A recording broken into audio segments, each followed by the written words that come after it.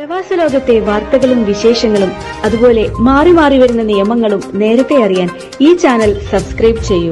അടുത്തുള്ള bell icon enable ചെയ്യാൻ മറക്കേണ്ട. നമസ്കാരം. ഒമാൻ വാർത്തകളിലേക്ക് സ്വാഗതം. ഇന്ന് 2025 ഏപ്രിൽ 3 വ്യാഴം. പ്രധാന വാർത്തകൾ. വേനലവധി കഴിഞ്ഞ് സ്കൂൾ തുറക്കുന്നതിനാൽ ബാക്ക് ടു സ്കൂൾ വിപണി സജീവമായി. വിലക്കിഴിവും പ്രമോഷനുകളുമായി വിദ്യാർത്ഥികളെ ആകർഷിക്കുകയാണ് വാണിജ്യ സ്ഥാപനങ്ങൾ. സ്കൂൾ ഉപകരണങ്ങൾ തേടിയെത്തുന്ന വിദ്യാർത്ഥികളുടെയും രക്ഷിതാക്കളുടെയും തിരക്ക് കഴിഞ്ഞ ദിവസങ്ങളിൽ രാജ്യത്ത് ഹൈപ്പർ മാർക്കറ്റുകളിലും ചെറുകിട കച്ചവട സ്ഥാപനങ്ങളിലും പ്രകടമായിരുന്നു. ഈ മാസം ആദ്യ 10-നകം ഒമാനിലെ ഇന്ത്യൻ സ്കൂളുകൾ തുറക്കും. വിദ്യാർത്ഥികൾക്ക് ആവശ്യമായ എല്ലാ സാമഗ്രികളും വിപണിയിൽ ലഭ്യമാണ്.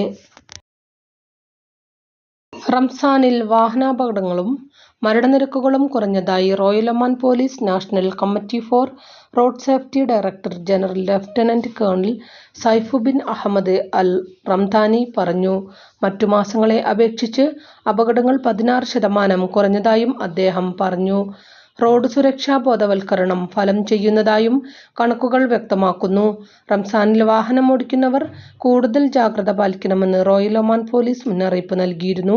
വൈകുന്നേരങ്ങളിൽ അമിതവേഗത്തിൽ വാഹനമോടിക്കുന്നത് അപകടങ്ങൾ സൃഷ്ടിക്കുന്ന സാഹചര്യം കഴിഞ്ഞ വർഷങ്ങളിൽ റിപ്പോർട്ട് ചെയ്തിരുന്നു. ഈ സാഹചര്യത്തിലാണ് റംസാൻ ആദ്യത്തിൽ തന്നെ മുന്നറിയിപ്പുമായി അധികൃതർ രംഗത്തെത്തിയിരുന്നത്. മസ്കത്ത് ഗവർണറേറ്റിലെ ബൗഷർ വിലായത്തിൽ മലകയറ്റത്തിനിടെ വീണ് വിനോദസഞ്ചാരിക്ക് പരിക്കേറ്റു. ഫ്രഞ്ച് സഞ്ചാരിക്കാണ് പരിക്കേറ്റത്. Royal Oman police rescue team സംഭവസ്ഥലത്തെത്തി ഇയാളെ രക്ഷപ്പെടുത്തി. പരിക്കേറ്റയാൾക്ക് അടിയന്തര വൈദ്യസഹായം നൽകി.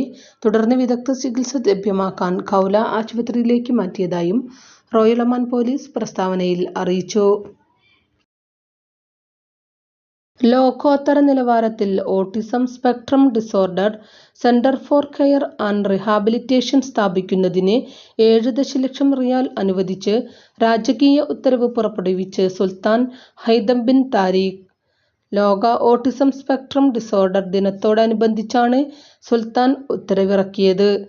നൂതന സംവിധാനങ്ങളോടെയുള്ള കേന്ദ്രം മസ്കത്ത് ഗവർണറേറ്റിലെ സീബ് വിലായത്തിൽ സ്ഥാപിക്കാനാണ് സർക്കാർ ലക്ഷ്യം വയ്ക്കുന്നത്. ഓട്ടിസം ബാധിച്ച വ്യക്തികൾക്ക് സ്വാതന്ത്ര്യവും സാമൂഹിക സംയോജനവും പ്രോത്സാഹിപ്പിക്കുന്ന ഉയർന്ന നിലവാരമുള്ളതും ആക്സസ് ചെയ്യാവുന്നതുമായ സേവനങ്ങൾ നൽകുന്നതിനുള്ള സുൽത്താന്റെ നിരന്തരമായ സമർപ്പണത്തെ ഈ നീക്കം അടിവരയിട്ടു. Autism spectrum disorder centre national autism സെന്ററുമായി അഫിലിയേറ്റ് ചെയ്ത് പ്രവർത്തിക്കും. 26,000 ചതുരശ്ര മീറ്റർ വിസ്തൃതിയിൽ നിർമ്മിക്കുന്ന കേന്ദ്രം ഉടൻ പ്രാഥമിക പ്രവർത്തനങ്ങളിലേക്ക് കടക്കും. പ്രതിദിനം 150 കേസുകൾ വരെ ചികിത്സിക്കാനുള്ള ശേഷിയാണ് പ്രഥമഘട്ടത്തിൽ കേന്ദ്രത്തിനുണ്ടാവുകയെന്നും അധികൃതർ ഔദ്യോഗിക പ്രസ്താവനയിൽ അറിയിച്ചു. മസ്കത്തിനും കണ്ണൂരിനും ഇടയിൽ നേരിട്ട് വിമാന സർവീസ് ആരംഭിക്കാൻ ഇന്ത്യൻ ബജറ്റ് വിമാന കമ്പനിയായ ഇൻഡിഗോ ഈ മാസം 20 മുതൽ പ്രതിവാരം 3 സർവീസുകൾ വീതം നടത്തുമെന്ന് എയർലൈൻ അധികൃതർ അറിയിച്ചു. ചൊവ്വ, വ്യാഴം, ശനി ദിവസങ്ങളിലാണ് ഇരു സെക്ടറുകൾക്കുമിടയിൽ സർവീസ് നടത്തുക. മസ്കത്തിൽ നിന്ന് പുലർച്ചെ 3:35 പുറപ്പെടുന്ന വിമാനം പ്രാദേശിക സമയം രാവിലെ 8:30 കണ്ണൂരിൽ എത്തും. കണ്ണൂരിൽ നിന്ന് രാത്രി 12:40 പുറപ്പെട്ട് ഒമാൻ സമയം പുലർച്ചെ 2:30 മസ്കത്തിൽ ലാൻഡ് ചെയ്യും. മസ്കത്തിനും കണ്ണൂരിനും ഇടയിലുള്ള പുതിയ വിമാനം ഉത്തര മലബാറിൽ നിന്നുള്ള പ്രവാസികൾക്ക് ഏറെ ആശ്വാസകരമാകും. ഒമാനിൽ നിന്ന് കണ്ണൂർ സെക്ടറിലേക്ക് കൂടുതൽ വിമാന സർവീസുകൾ ആരംഭിക്കണമെന്ന് ദീർഘനാളായി പ്രവാസികൾ ആവശ്യപ്പെട്ടു വരികയായിരുന്നു. ആഴ്ചയിൽ 3 സർവീസുകൾ മാത്രമാണെങ്കിലും ഇൻഡിഗോയുടെ വരവ് ആശ്വാസമാകും. ബജറ്റ് വിമാനമാണ് സർവീസിന് എത്തുന്നത് എന്നതും ഗുണകരമാണ്. അതേസമയം മസ്കത്തിൽ നിന്ന് കണ്ണൂരിലേക്ക് എയർ ഇന്ത്യ എക്സ്പ്രസിന്റെ പ്രതിദിന സർവീസ് മാത്രമാണ് നിലവിലുള്ളത്.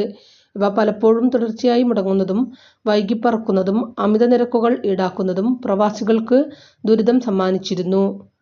കൂടുതൽ വിമാന കമ്പനികൾ എത്തുന്നതോടെ ഇത് പരിഹരിക്കപ്പെടുമെന്ന പ്രതീക്ഷയിലാണ് പ്രവാസികൾ. കോഴിക്കോടും മംഗലാപുരവും വിമാനയാത്രയ്ക്കായി ആശ്രയിച്ചിരുന്ന പ്രവാസികളായ ഉത്തര മലബാറുകാർ കണ്ണൂർ വിമാനത്താവളത്തിന്റെ ആഗമനം നിറഞ്ഞ പ്രതീക്ഷയോടെയും വലിയ സന്തോഷത്തോടെയുമാണ് എതിരേറ്റത്.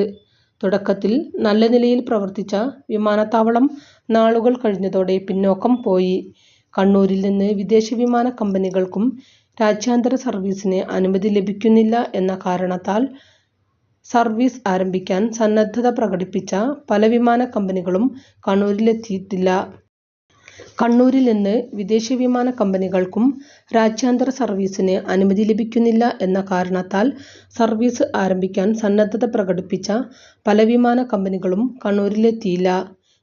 ഇതോടെ കണ്ണൂർ വിമാനത്താവളത്തെ ആശ്രയിക്കുന്ന ആയിരക്കണക്കിന് ആളുകളുടെ ആകാശയാത്ര ദുരിതത്തിലായി. ഈദ് അവധി അവസാനിക്കാൻ ദിവസങ്ങൾ ബാക്കി നിൽക്കെ രാജ്യത്ത് പെരുന്നാൾ ആഘോഷങ്ങൾ തുടരുന്നു.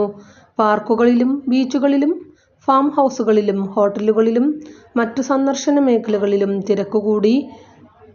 സ്വദേശികളും പ്രവാസികളും കുടുംബങ്ങളും ആഘോഷത്തിന്റെ നല്ല ഓർമ്മകൾ തീർത്ത് കൂട്ടായ്മയായി പുറത്ത് ഇറങ്ങി വൈകുവോളം ചെലവഴിക്കുന്നു.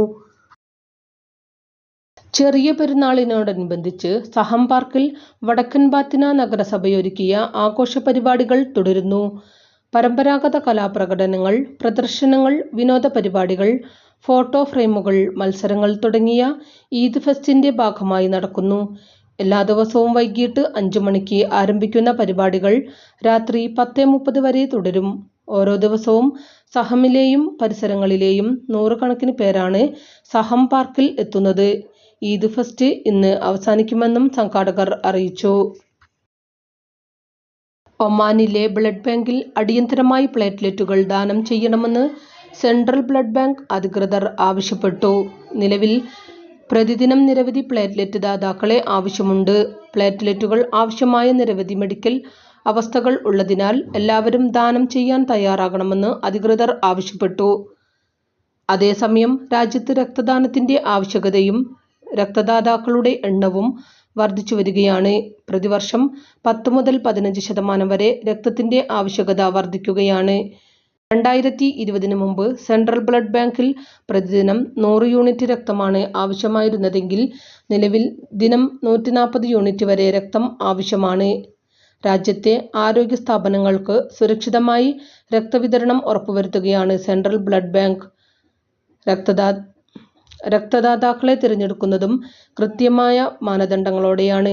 ശേഖരിക്കുന്ന രക്തം സുരക്ഷിതമാകണം എന്നതിലോടുകൂടി ഇന്നത്തെ വാർത്തകളും വിശേഷങ്ങളും ഇവിടെ അവസാനിക്കുന്നു. കൂടുതൽ വാർത്തകളും വിശേഷങ്ങളുമായി നാളെ കാണാം. നന്ദി, നമസ്കാരം.